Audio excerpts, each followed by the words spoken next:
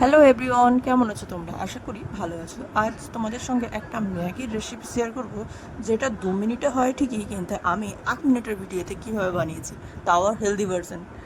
আসলে আমাকে এভাবে ম্যাগি বানিয়ে খেতেই বেশি ভালো লাগে, আর যদি তোমরাও চাও একবার ট্রাই করতেই পারো। যদি ভালো লাগে থাকে অবশ্যই একবার কমেন্ট করে জানাবে যে তোমাদের কেমন হয়েছে।